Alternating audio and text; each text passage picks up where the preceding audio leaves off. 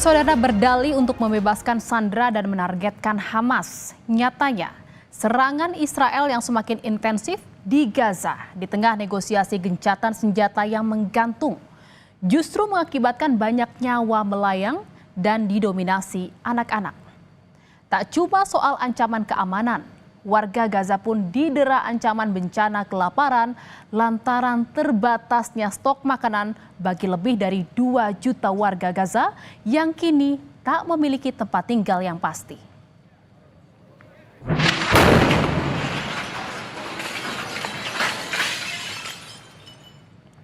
Lagi-lagi, gedung yang menjadi tempat tinggal bagi warga Gaza menjadi sasaran serangan udara militer Israel. Dalam sekejap, asap tebal langsung memenuhi kawasan permukiman Sheikh Radwan. Sejumlah kaca toko di sekitar gedung juga pecah. Menurut media setempat, serangan dilakukan tanpa ada peringatan sebelumnya yang disampaikan pihak militer Israel kepada warga.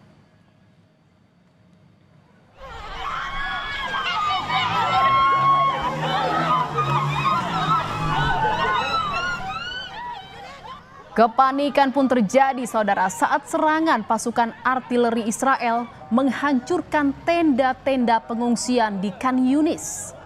Serangan yang terjadi pada hari Minggu itu menewaskan 3 orang dan melukai setidaknya 30 orang lainnya.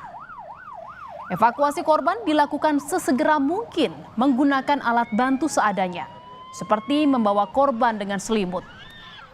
Para korban dibawa ke rumah sakit Nasser.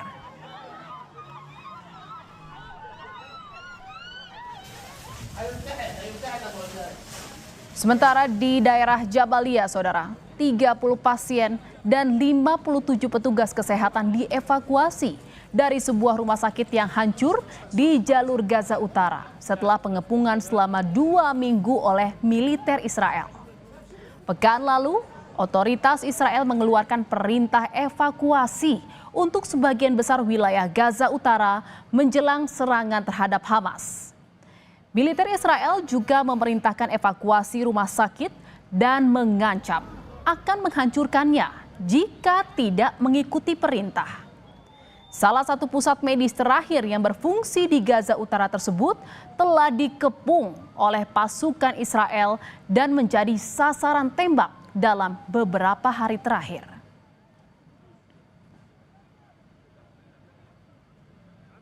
Saudara, di tengah keresahan warga atas kondisi yang mengancam nyawa mereka, warga Gaza juga harus berkutat dengan persoalan kesulitan bahan pangan yang menyebabkan banyak di antara mereka kelaparan. Malnutrisi bahkan kini menjadi momok terutama bagi anak-anak dan balita yang semestinya mendapatkan nutrisi yang cukup. Situasi pun semakin diperparah dengan adanya blokade bantuan oleh Israel sejak berakhirnya gencatan senjata tahap pertama.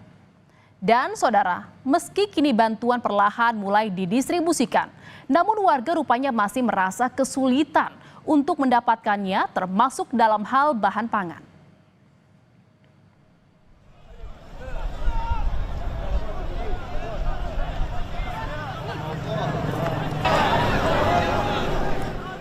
Bahkan ketika warga Palestina tengah berkumpul di pusat bantuan makanan Selasa lalu, kepanikan terjadi lantaran militer Israel melepaskan tembakan.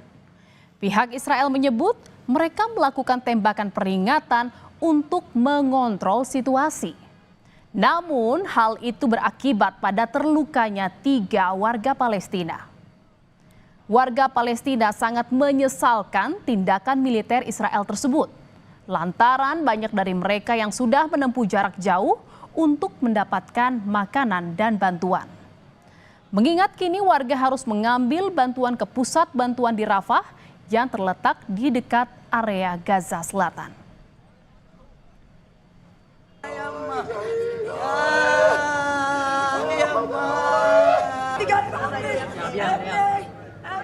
Dan saudara, upaya untuk mendapatkan makanan bagi keluarga justru ditebus dengan nyawa.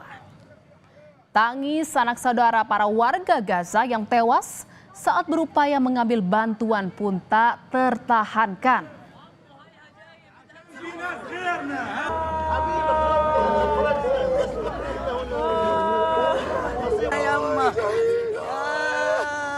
Ketika militer Israel melepaskan tembakan di dekat pusat pembagian bantuan di Gaza Selatan pada Minggu lalu.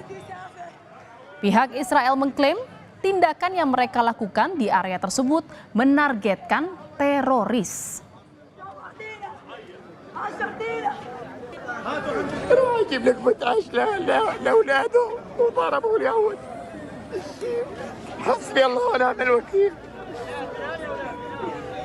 راح بتجيب لك مثل عيش للولد هذا الصغير يجي يطخوه ليش طيب؟ ليه بيقولوا لهم روحوا على المساعدات؟ ليش بيقولوا لهم روحوا على المساعدات؟ يروحوا غادوا يقتلوا فيهم، حرام اللي بيسووا هذول فينا، هذول بيكذبوا علينا قاعدين. غزة لو سمحتوا ما تضروا شاحنات أو صواب. Dengan berbagai ancaman di sekitar mereka, warga Gaza berupaya keras dengan segala cara untuk mendapatkan makanan demi keluarga. Ratusan warga Palestina pun berebut untuk mendapatkan makanan saat Badan Pangan Dunia mengantarkan bahan makanan di kawasan Khan Yunis. Sejumlah petugas bahkan harus berteriak agar warga tidak mendekat ke arah truk. Warga diminta hanya mengambil 1 karung tepung agar semua warga bisa mendapatkan bagian.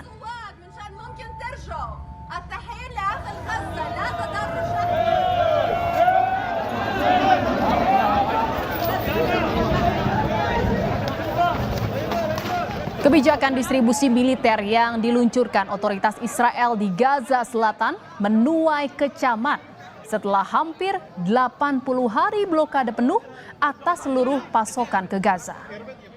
Sistem baru ini dinilai tidak manusiawi dan membahayakan warga sipil yang berusaha mendapatkan bantuan. Perserikatan Bangsa-Bangsa dan berbagai lembaga swadaya masyarakat mengungkapkan keprihatinan mendalam. Mereka menyatakan sistem distribusi yang dikelola militer Israel ini bukan hanya tidak memenuhi kebutuhan dasar warga Gaza, namun juga melanggar prinsip kemanusiaan. Sejumlah organisasi kemanusiaan menilai warga yang berusaha mengantre bantuan kini terancam keamanannya karena sistem tersebut memberikan resiko tinggi terjadinya kekerasan dan penyalahgunaan kewenangan militer. ليش نصلي شيء هيك؟ ليش نصلي مواصيل زي هيك؟ ابني 4 أيام ما يذوقش الخبز. انا قاطع المسافه بعيده من قريب من البحر من السيارات طلع لوين وهياتنا ما لحقناش يعني ولا اخذنا ولا سوينا. هينا مروحين الحمد لله. Dan saudara, di tengah krisis kemanusiaan di Palestina, tudingan pun disampaikan pihak Israel pada Presiden Perancis Emmanuel Macron. Lantaran Macron sempat menyampaikan pada negara-negara Eropa agar memperkeras sikap mereka terhadap Israel jika situasi di Gaza tak juga membaik. Macron juga menjadi vokal menyuarakan dukungannya terhadap kemerdekaan Palestina. Dan saudara, sedangkan dari Indonesia sendiri, Presiden Prabowo Subianto menyebut membuka kemungkinan menjalin hubungan diplomatik dengan Israel. Prabowo bilang Indonesia sudah menyampaikan begitu negara Palestina diakui oleh Israel, Indonesia siap untuk mengakui Israel dan kita siap untuk membuka hubungan diplomatik dengan Israel. Hal itu dinyatakan Presiden usai melakukan pertemuan bilateral dengan Presiden Perancis Emmanuel Macron di Istana Merdeka pekan lalu. Dan menanggapi pernyataan Presiden Prabowo, saudara, anggota Komisi 1 DPR RI dari fraksi PDIP TB Hasanuddin menyatakan, saya mendukung sikap pemerintah untuk mendukung hubungan diplomatik dengan Israel, namun dengan syarat mutlak yang harus dipenuhi, yakni antara lain Israel harus mengakui kemerdekaan dan kedaulatan negara Palestina. Kedua, Israel harus menghentikan segala bentuk agresi militer dan segera mundur dari wilayah-wilayah Palestina. Sementara kritik atas pernyataan Presiden disampaikan oleh praktisi dan pengajar hubungan internasional Sinergi Policies Dina Prapto Raharja. Pernyataan beliau itu dalam konteks domestik dulu ya. Mungkin kemungkinan besar ini konsumsinya lagi-lagi untuk dalam negeri. Jadi bukan untuk urusan luar negeri sebenarnya. Hanya kebetulan saja forumnya itu forum diplomatik saat jumpa sama Macron gitu ya. Karena kalau dilihat dari segi diplomatik, ini nggak nyambung gitu dengan suasana yang berkembang. Bahkan terburu-buru dan jadi sangat tidak tepat gitu untuk disampaikan sekarang. Saudara, krisis kemanusiaan yang terjadi di Gaza menuai keprihatinan warga dunia. Meski belum ada peran serta secara tegas yang bisa dilakukan untuk mengakhiri serangan Israel ke Gaza.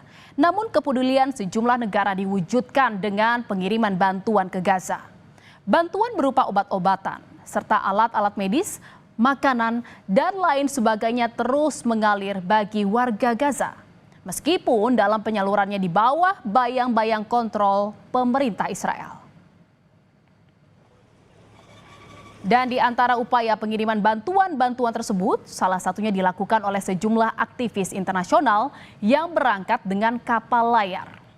Kapal bernama Madeline yang dioperasikan oleh koalisi Freedom Flotilla diperkirakan membutuhkan 7 hari untuk mencapai Gaza jika tidak dihentikan di tengah jalan. Para aktivis menyatakan misi ini dilakukan untuk meningkatkan kesadaran internasional atas krisis kemanusiaan yang kian memburuk di Gaza.